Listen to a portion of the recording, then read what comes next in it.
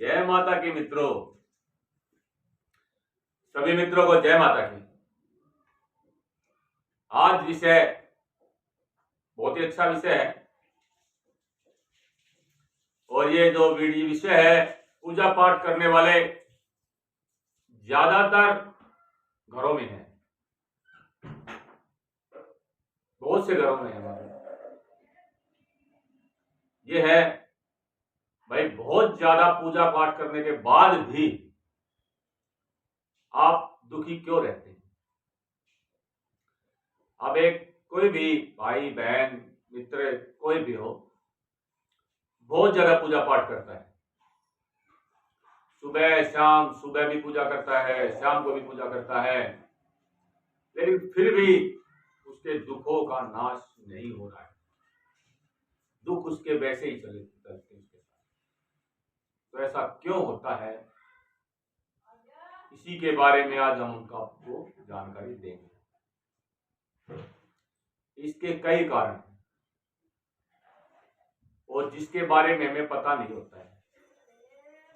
हम पूजा करते हैं भाई, सुबह भी पूजा करते हैं, भगवानों को मानते हैं, सब करते हैं, फिर भी हमें कोई ना कोई दुख, कोई परेशानी होती है और फिर हम किसी अन्य दरबार में, किसी भगत के पास, किसी ज्योतिषी के पास जाते हैं और वो हमें कोई ना कोई उपाय बताता है और अपने देवता को हमारे से पूजवाता है। और हमने देखा है कि उससे हमारे दुख कुछ समय के लिए रुकते हैं, दोबारा फिर वैसा हो जाता है। मतलब हमारे दुख और बढ़ भी जाते हैं, आराम नहीं होता, हमें महीना लग जाता है, 2 महीना लग जाता है। तो इसलिए पहली बात तो ये, हमें होता क्यों हमारे साथ, इसका कारण है कि हमें ईश्वर द्वारा जो दंड मिलता है, सबसे जो पहला जो हमें दंड मिलता है वो होता है हमारा पितृदंड। उसके बाद कुल देवी या कुल देवता द्वारा दंड, और तीसरा जो है वो है ग्रह दंड। अब ये क्या होता है, ये होता है जब हम, अभी मान ली पूजा कर रहा हूं, मैं भरपूर पूजा कर रहा हूं, सुबह भी शाम भी।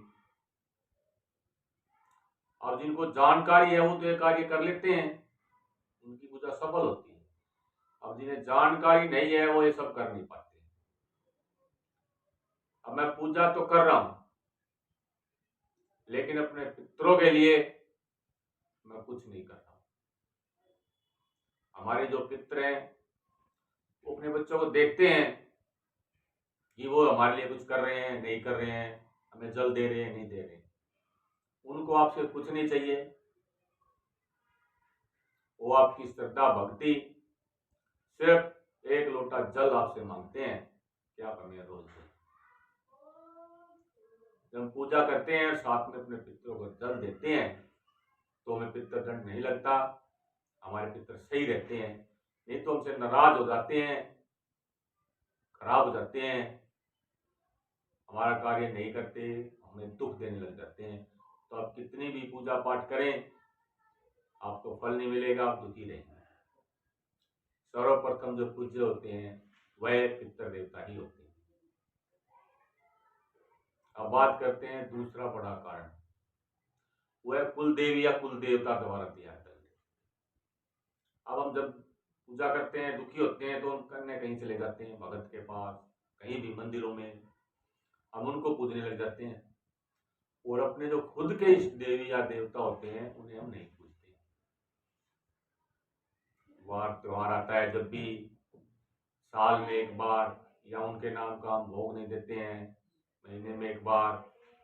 वैसे तो हमें अपने कुल देवी और कुल देवता को हर रोज भोग देना चाहिए, लेकिन आज की इस बिजी लाइफ में समय की कमी है, सबके पास सुबह सब नौकरी पे जाना है, किसी को कोई काम जाना है, तो हम रोज नहीं कर सकते।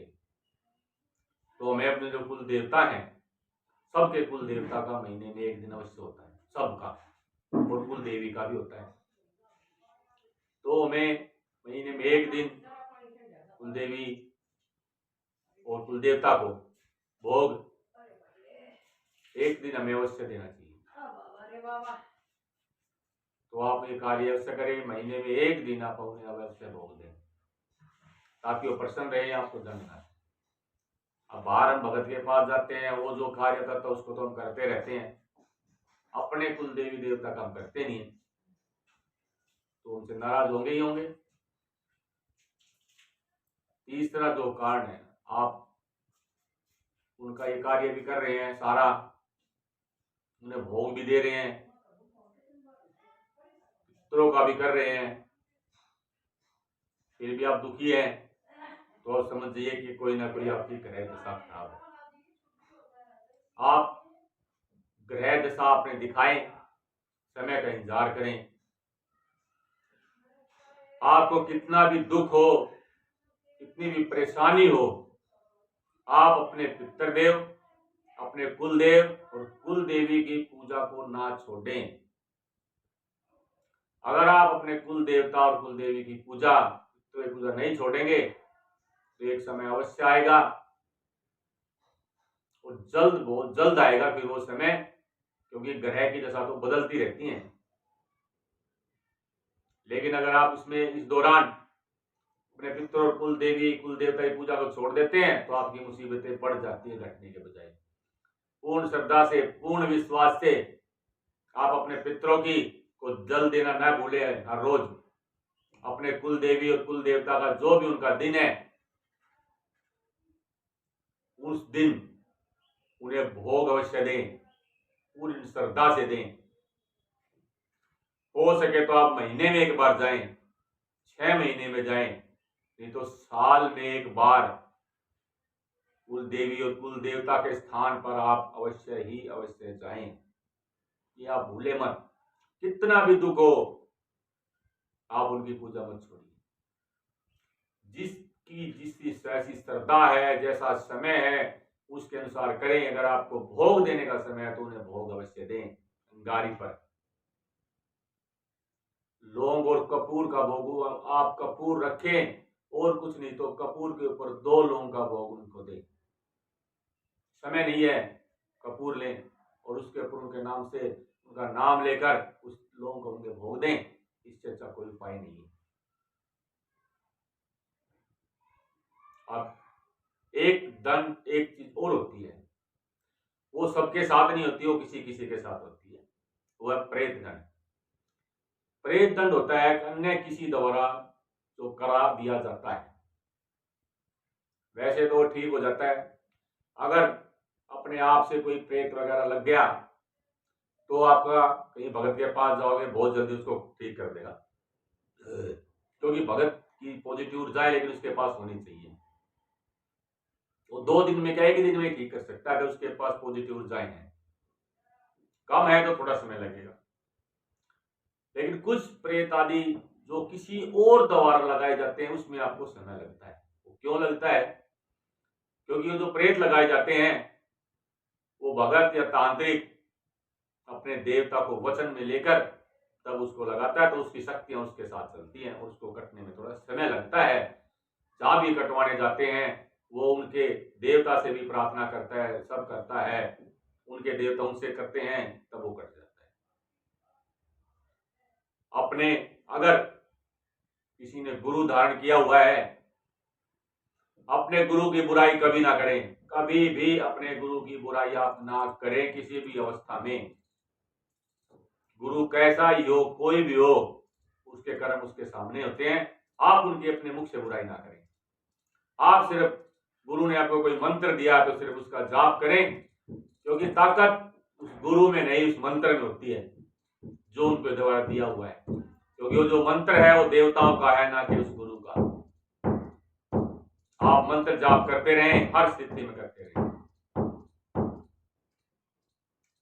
इसका उदाहरण इस समय, आज के समय में बहुत बड़ा उदाहरण है स्वामी प्रेमानंद जी महाराज, जिनकी दोनों किडनियां खराब हो चुकी हैं 20 साल से। उनके गुरुजी के कहने पर उन्होंने पूरी जवानी अपनी भक्ति में गुजार दी, जाप करते रहे, एक ही समय भोजन करते थे, सिर्फ गुरु द्वारा जो मंत्र दिया गया, जो नाम दिया, उसी का उन्होंने जाप किया। उन्होंने गुरु की बुराई नहीं की, उस स्थान को छोड़ के भागे नहीं कि भाई मैं तो बीमार हो गया, मैं ठीक नहीं हो रहा हूं, क्या फायदा, ये फायदा, वो फायदा, ये नुकसान। उन्होंने ऐसी कोई बात नहीं की।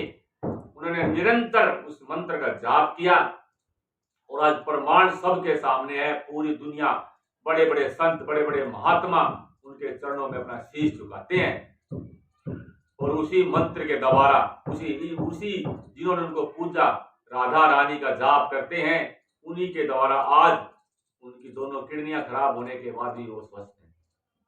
ये शक्ति है उस जाप में, उस नाम में। और मैं तो कहता हूं सभी को अपना गुरु धारण करना चाहिए, लेकिन कलयुग है, सतयुग नहीं है। गुरु धारण करें, अवश्य करें, लेकिन देख के, परख के, समझ के करें, ताकि बाद में आपको उनको अपने मुख से उनकी बुराई ना करनी पड़े। गुरु द्वारा जब आपको नाम दिया जाएगा, उस नाम में बहुत शक्ति होती है। सभी नकारात्मक ऊर्जाएं, अन्य गलत चीजें आपसे घर से भाग जाएंगी, आप लगातार उसका जाप करेंगे तो आप ये अवश्य करें। और अभी जैसे हमने बताया कि भाई आप दुखी क्यों रहते हैं पूजा पाठ करने के बारे में, तो आप इस वीडियो में देखें। और जो कमी आप में दिख रही है आपको, भाई पितरों की है, देवी देवता, जो आपके इष्ट देवी देवता की है, ग्रह दशा है, जो भी कमी आपको दिख रही है उन्हें दूर करें। और एक बार फिर अपने पितरों को, अपने इष्ट देवी और इष्ट देवी देवता को कभी ना भूलें, निरंतर उनकी पूजा करें, निरंतर करें, उनका नाम लें, परिणाम आपको अवश्य मिलेगा, पूर्ण विश्वास रखें। इसी के साथ मेरे सभी मित्रों को जय माता की, जय मां शीतला, जय मां गुड़गांव वाली माता शीतला, जय मां शेख मसानी, आपकी सदा ही जय हो मां, जय माता।